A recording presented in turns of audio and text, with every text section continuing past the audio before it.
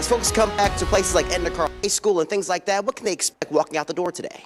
Well, hey, some good news is that most of the radar right now in Morgan, it's dry. We like to see that. Can I also say quickly, Daryl always gives us a hard time saying we're too hard on him. Maybe he should just stay at Edna Carr. They seem to love him there. Yes, he's got a more supportive fan base out there. That's his family over there. Yes, indeed. Hey, yeah, so this morning I would suggest just grab the rain gear with you in the afternoon. Case. That's when you'll likely start to need it. I am, however, seeing some folks down near the coastal areas. You guys are looking at the storms that we've been dealing with that at least for the past several mornings. So Grand Isle, you're probably waking up hearing some thunder right now, some very heavy rain over you.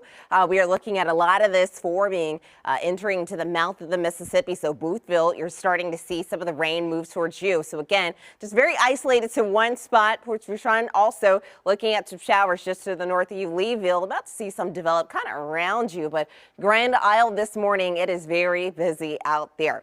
All right, so let's talk about your current conditions. It's right now, you're looking at the 70s on the North Shore, lower 70s. That is a couple of mid 70s mixed in there on the South Shore, and then you're looking at a few 80s that have now started to pop up too.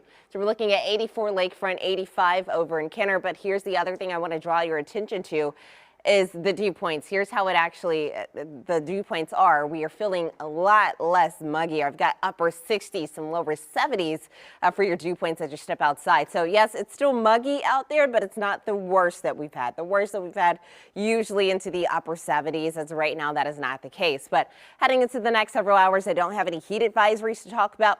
Now, some of us may creep up to feel like the triple digits. I think most of us are going to feel like the upper 90s for today. So as far as how you feel, your actual temperatures, though, will be into the upper 80s, some lower 90s for you. Upper 80s, though, along the coast, 90s elsewhere. And then as far as the rain chances go, we'll continue to see them for the next couple of hours along the coast. But as we go further into the day, the afternoon, that's when we may see some try to move inland.